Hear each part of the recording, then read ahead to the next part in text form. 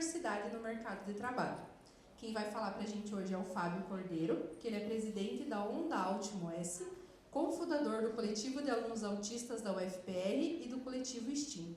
E também o Rodrigo Rosa, líder do grupo de pesquisa NeuroWork, Neurodiversidade e Trabalho, professor e pesquisador permanente do programa de pós-graduação da Universidade Positivo. Sem mais delongas, eu vou chamar os dois. Peço uma salva de palmas para vocês.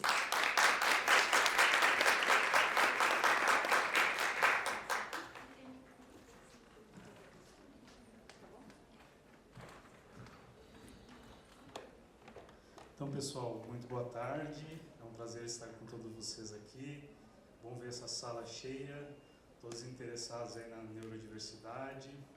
Bom, vou me apresentar um pouquinho agora, né? Eu sou o Rodrigo Rosa, sou professor e pesquisador aqui da Universidade Positivo, em que a gente tem um grupo aí, então, de pesquisa sobre neurodiversidade e trabalho.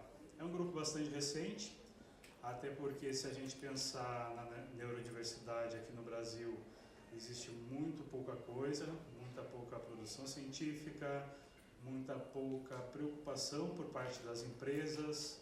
Então, esse nosso palestra, debate aqui, conversa, né, digamos assim, é uma forma da gente espalhar um pouco, disseminar esse conhecimento, para que vocês levem para as empresas de vocês todos esses conhecimentos que a gente está buscando ainda consolidar.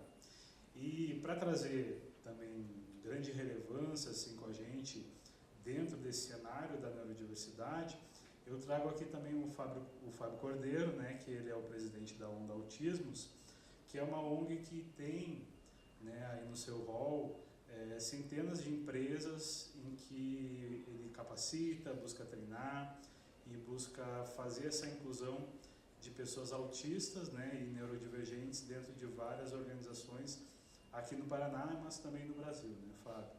Então, o Fábio está aqui com a gente e ele vai trazer bastante questões das experiências dele, né, como eu acredito que a grande voz aqui da prática grande do Fábio nas empresas, né, a gente poder trazer esse diálogo com ele e ver como é que essas reflexões nossas aqui podem contribuir também para a empresa de vocês. Não sei se muitos daqui, alguns são gestores de RH, se são gestores de outras áreas, mas acredito que pelo menos a semente que a gente vai plantar aqui já vai dar um start para como a gente pode pensar então a questão da neurodiversidade com vocês. E uma questão interessante, né, já tem artigos divulgados principalmente em periódicos prestigiados de administração, como a Harvard Business Review, de que as grandes empresas, né, como IBM, SAP, Ernst Young, elas já têm como pauta dentro da empresa, né, uma pauta muito grande, a neurodiversidade como parte da estratégia de sustentabilidade das organizações. Quando a gente vai para o Brasil, a gente tem um relatório da Deloitte, que foi publicado ano passado, de que um levantamento aí com cerca de 360 grandes empresas, de que apenas 5%, né, de 5% dessas empresas, dessas grandes empresas, apenas 5% possuem uma frente voluntária para a neurodiversidade. Enquanto se a gente vai comparar aí com a frente voluntária de mulheres, questões de raça, orientação sexual, a gente vê que a neurodiversidade ainda é uma possibilidade gigante em termos de inclusão, em termos de diversidade, né? E a gente busca aqui entender um pouquinho mais desse tema e como é que a gente pode pensar então essa inclusão. Então gostaria de passar para o Fábio aqui a fala e se apresentar um pouco para a gente fazer esse debate aí tão importante para nós dentro desse tema. Olá pessoal, boa tarde, um prazer estar aqui com vocês. Essa sala cheia me deixa muito feliz ver que as pessoas estão interessadas nesse nosso tema, né? Eu sou Fábio Cordeiro, como foi dito, sou presidente da Onda Autismos, que é uma organização nacional. Trabalhamos no Brasil todo em relação à conscientização em prol da causa autista. Temos vários projetos, não apenas na área do mercado de trabalho, na área de educação também, mas nos preocupamos desde sempre com a questão do mercado de trabalho. A empregabilidade é sinônimo de autonomia. A minha experiência com o autismo ela é de 43 anos, porque sou uma pessoa autista, né? Eu sou uma pessoa autista que está à frente dessa organização e venho, como o Rodrigo disse, trabalhando dentro dessas empresas, nos preocupando com isso. A neurodiversidade, ela enfrenta a primeira barreira quando muitas vezes ela não é reconhecida como diversidade humana, né? Quando a gente fala em diversidade, vem à cabeça das pessoas, como o Rodrigo falou, a questão da etnia, sexualidade.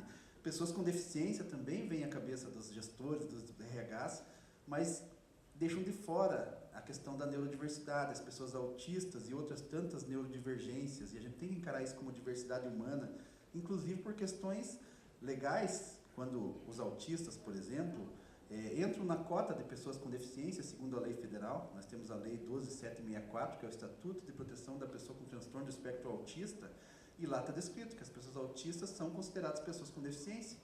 Logo, às vezes a gente vê as dificuldades das empresas que são relatadas a mim na vida diária, na experiência diária, da dificuldade, por exemplo, de cumprir as cotas. E aí as pessoas autistas estão de fora do mercado de trabalho, acho que o Rodrigo até tem dados sobre isso, e depois vai falar.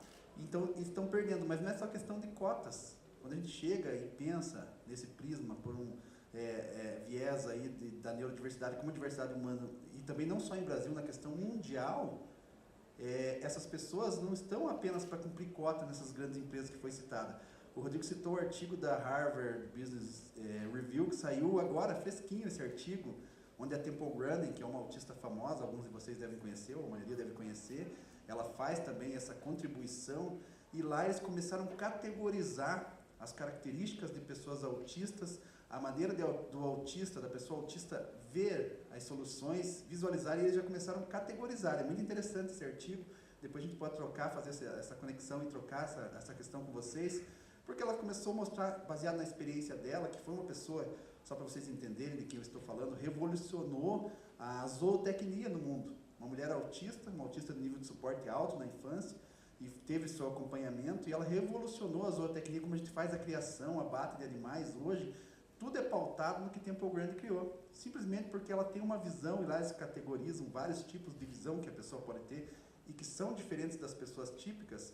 Ela mesmo, à época, eu lembro do documentário, onde ela baixou-se e olhou pela visão como se fosse do gado, olhando a mesma altura, o mesmo ponto de vista, e ela fez todo um trabalho em cima disso, uma visão diferente, resultou nessa revolução na zootecnia, porque ela percebeu que atrasava a movimentação dos gados, por exemplo, porque tinha obstruções que as pessoas típicas não observavam, porque estavam olhando para um prisma diferente.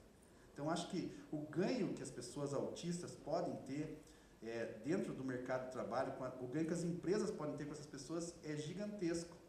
Eu sempre digo que as empresas boas, elas consomem as inovações muito rápido. Esse meio é um meio muito dinâmico.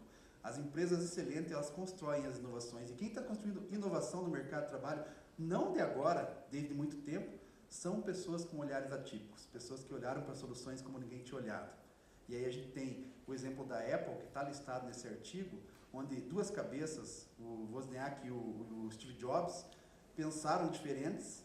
Um queria uma coisa muito complexa, o outro queria uma coisa funcional, e dentro desses olhares atípicos, vocês sabem o resultado que deu com a Apple. Então, esse é um grande exemplo. A gente tem o Elon Musk, outro grande exemplo.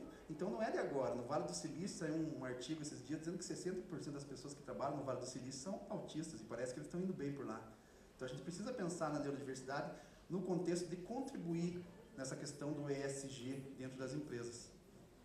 E, Fábio, a gente tem visto que a neurodiversidade dentro do contexto do ESG parece ser algo novo, né? Ou, às vezes, muitas vezes, um rebranding do que a gente pode talvez chamar de saúde mental, né? Alguma coisa nesse sentido que alguns acham que é isso.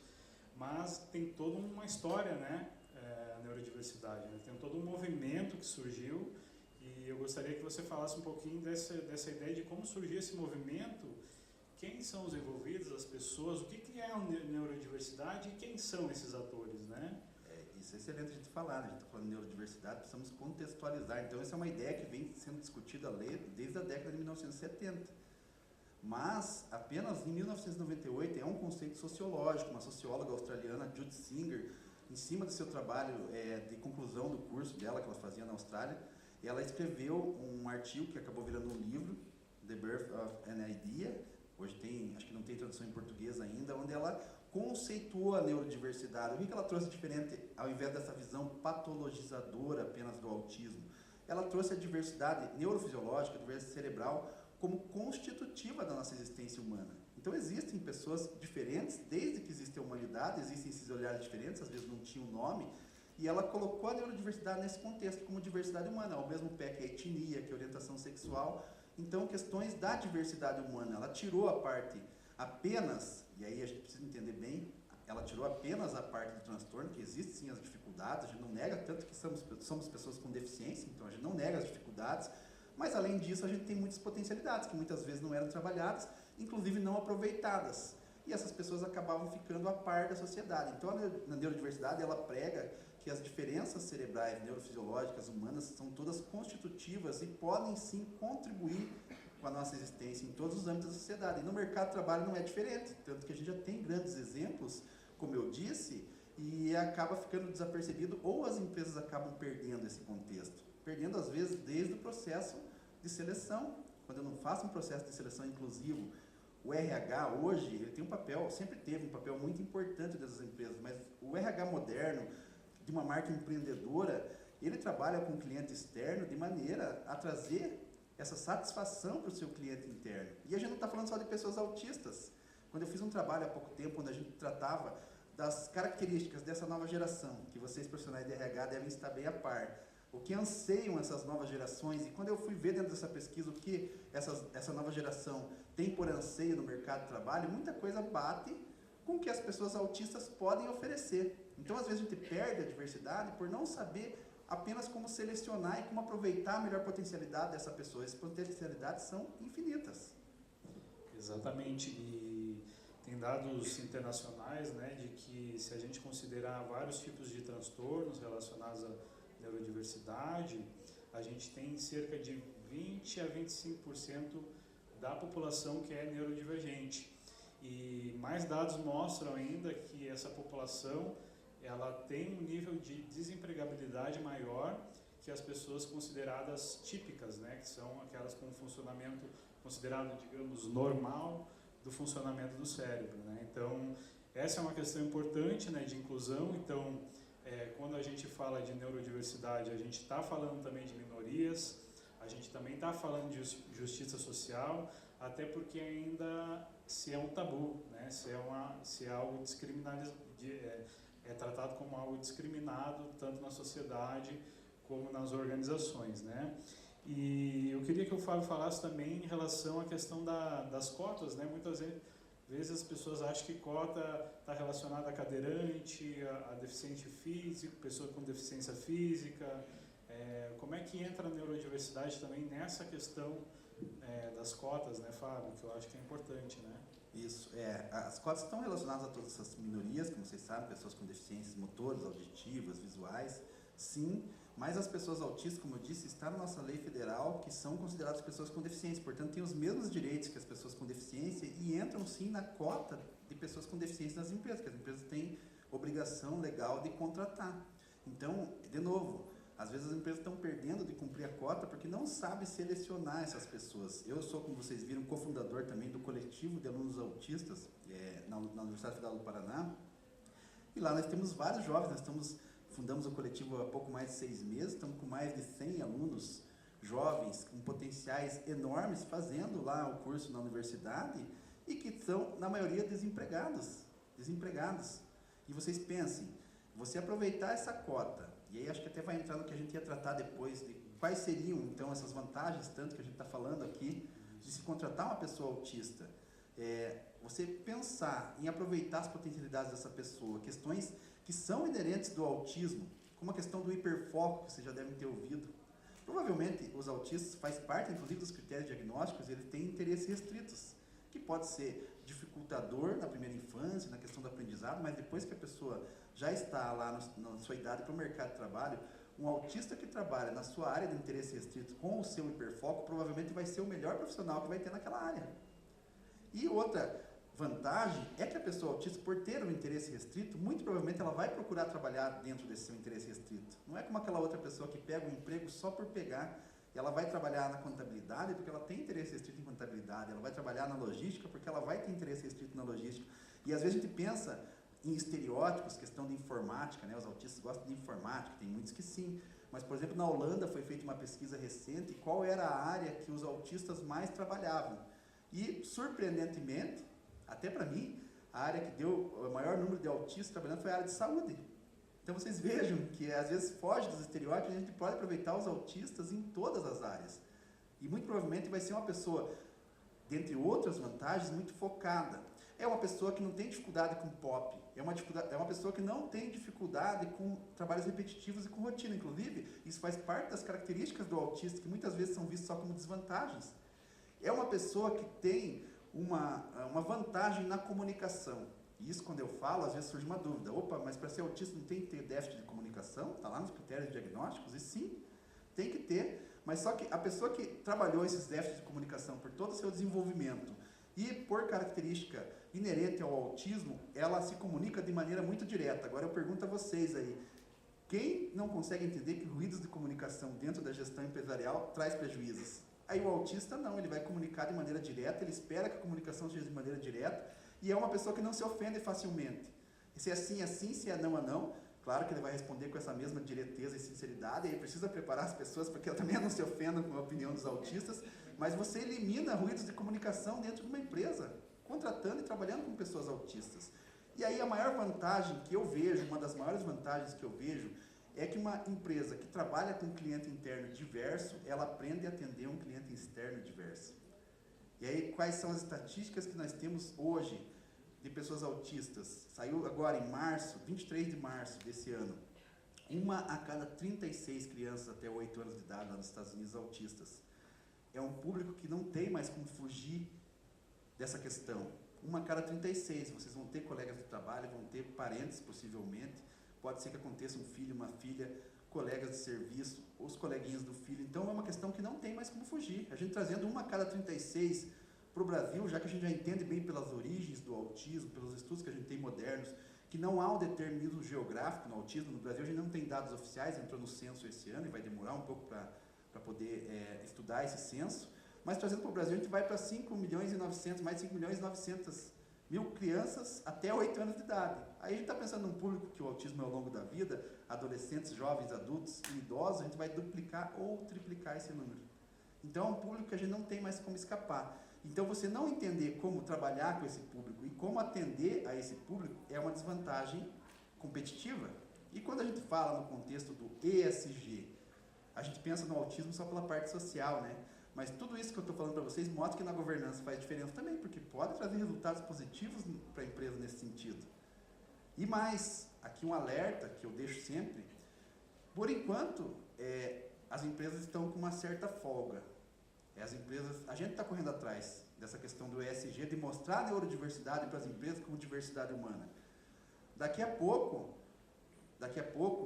a comunidade vai se moldando, porque como eu disse, 1 a cada 36, toda a família vai ter um autista, e aí vai chegar um momento que as empresas vão ter que correr atrás. E será que vai dar tempo da gente correr atrás? A gente viu agora, está vendo acontecer isso, por exemplo, no ramo dos cosméticos, onde o pessoal, não vou consumir se for testado em animais, por exemplo.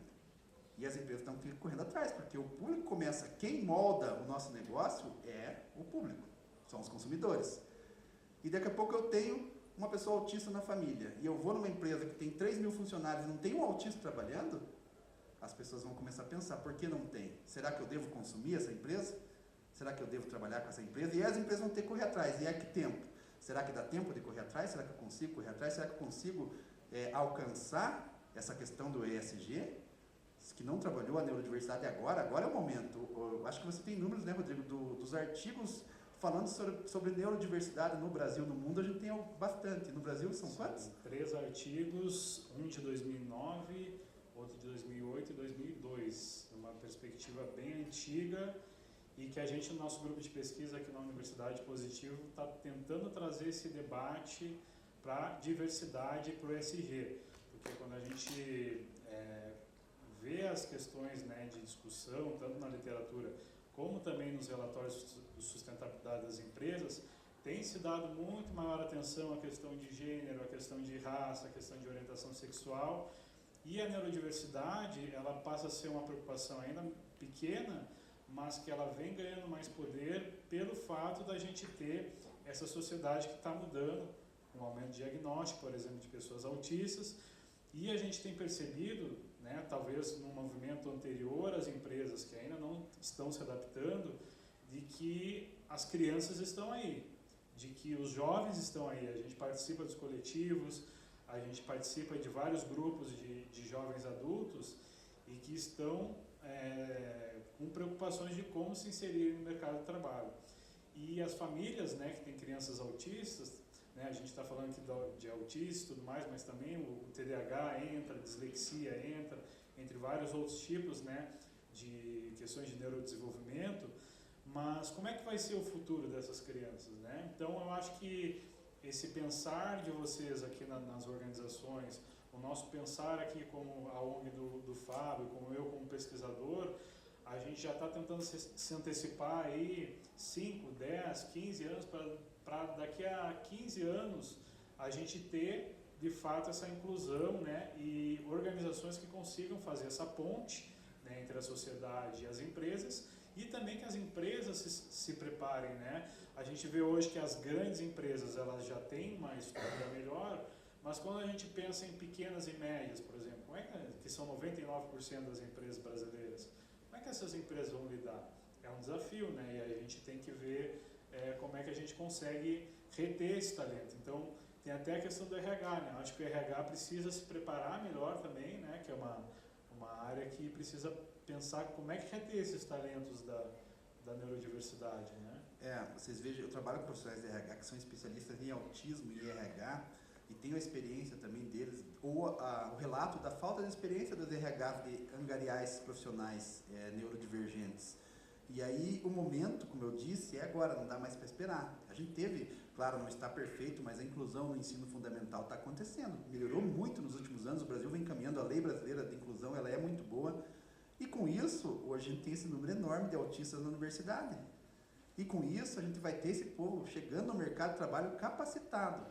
E os RHs, às vezes, não sabem. Vocês imaginem que eu tenho relatos dos alunos autistas, que eles vão numa seleção de uma empresa, mesmo relatando que são autistas, e chega lá, vamos fazer uma dinâmica de grupo, vamos todo mundo se abraçar e olhar nos olhos. Quer dizer, você eliminou o autista já de cara, de pronto. E às vezes ele é o melhor profissional naquela área que você está buscando, mas ele não vai se sair bem nessa seleção. E como é que eu faço esse processo seletivo inclusivo? E mais do que inclusivo, o processo que vai me proporcionar, como empresa, de eu não perder esse talento de pronto. Então teremos que pensar nisso, sim, já estamos pensando. E depois é esse network que a gente pode fazer, de como a gente pode trabalhar junto com as empresas, para trabalhar os RHs, para poder reter esses talentos na empresa. Depois que eu estou dentro da empresa, quais são as manobras de acessibilidade, que às vezes a gente não pensa muito para o autismo, porque a gente pensa de novo, manobra de acessibilidade, questão muito arquitetônica. Tem questões arquitetônicas no autismo, tem muito simples, mas a questão atitudinal é primordial. Aí você pega uma empresa moderna, e daí sexta-feira é o dia de trocar de lugar na mesa, cada um vai pegar uma mesa diferente. O autista precisa daquela rotina, ele chega lá, a mesa dele está mexida. Aí ele não conseguiu produzir. Daí é problema que ele é ineficaz? Não, é problema do sistema. E são coisas muito simples, mas são coisas simples que a gente precisa ter o conhecimento. Sem esse direcionamento, sem esse conhecimento, a gente não consegue chegar. Então, é possível sim trabalhar com os RHs para que a gente possa maximizar esse potencial da empresa também de conseguir esses talentos. E os talentos, eu que convivo com centenas de pessoas, milhares de pessoas autistas pelo Brasil inteiro, já que a organização é nacional e famílias, eu vejo os talentos todos os dias, eu vejo coisas espetaculares todos os dias. E as pessoas estão perdendo, as empresas estão perdendo, e essas pessoas estão ficando fora do mercado de trabalho.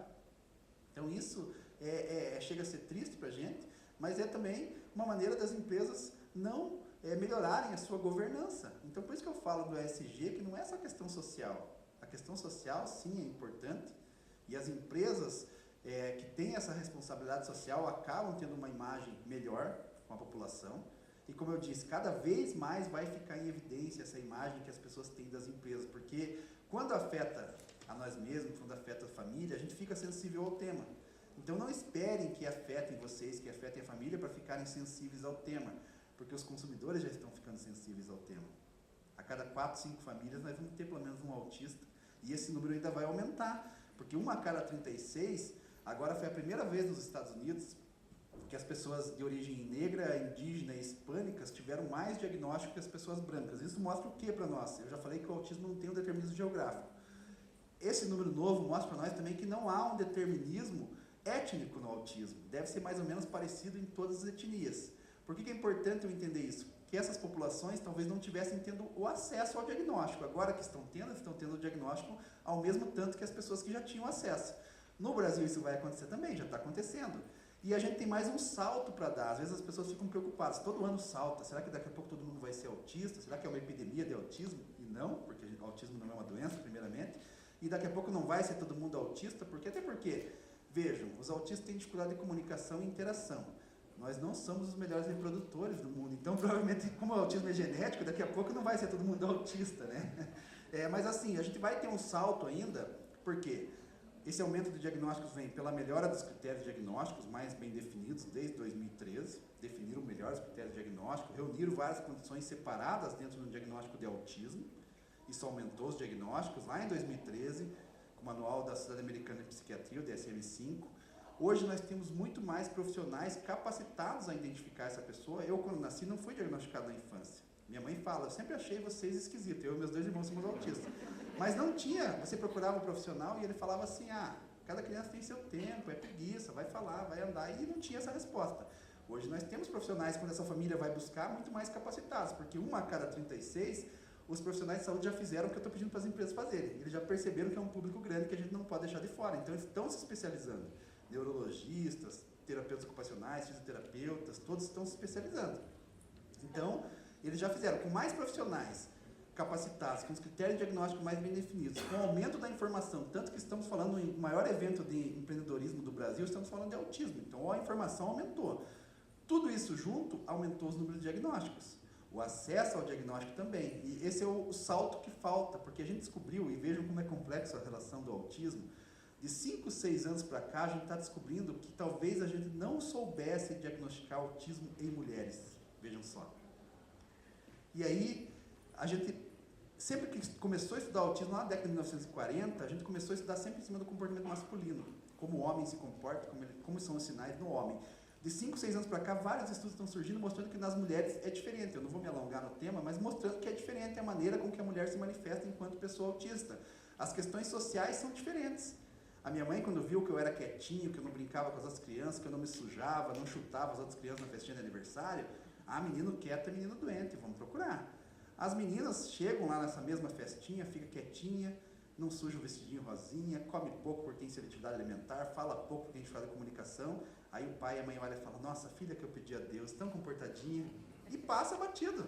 Questão social. Agora, de 5, 6 anos, a gente está descobrindo que a gente não sabia, talvez, como fazer esse diagnóstico em mulheres, e agora a gente está aprendendo. A gente aprendendo vai dar um salto, porque vai ter mulheres diagnosticadas que antes não eram. Desse 1 a cada 36, a gente tem uma estatística de 4, 3,5 homens para cada mulher.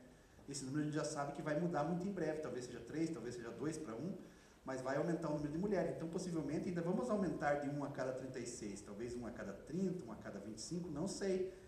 Mas o público vai aumentar. E daí acho que a gente vai estagnar. Mas ainda tem um salto para a gente dar. Então, não dá mais tempo de esperar. Eu vou me cortar aqui para a gente até abrir um pouco para a discussão. Quem quiser fazer alguma pergunta, né, Rodrigo? Exato. E só para complementar, né, e a gente olhando essa comunidade autista aqui em Curitiba, e com certeza se estende ao Brasil, a gente vê oportunidades para quem é empreendedor, para quem está em startups, para quem é consultor, para quem trabalha dentro das organizações, porque as demandas são as maiores que vocês possam imaginar, né? A gente está aí nos grupos de jovens autistas e, por exemplo, assim, questões básicas de empregabilidade. Como é que a gente pode trabalhar, por exemplo, com a vocação profissional para esses jovens? Né? Porque às vezes ele tem um hiperfoco, mas ele não sabe trabalhar bem esse hiperfoco para a organização, para a empresa. Como é que ele pode descobrir talvez um outro hiperfoco que vai ajudar ele a ter melhores habilidades dentro da organização. Então, hoje em dia, por exemplo, não se existe nenhuma startup, nenhuma organização que treine, por exemplo, faça um treinamento adequado a esses jovens, né? Outra questão, às vezes dentro da empresa é um desafio, porque a gente não vai achar que o resultado de incluir pessoas neurodivergentes vai ser de curto prazo. Existem questões de custos, de adaptações que vão ser inerentes ao processo.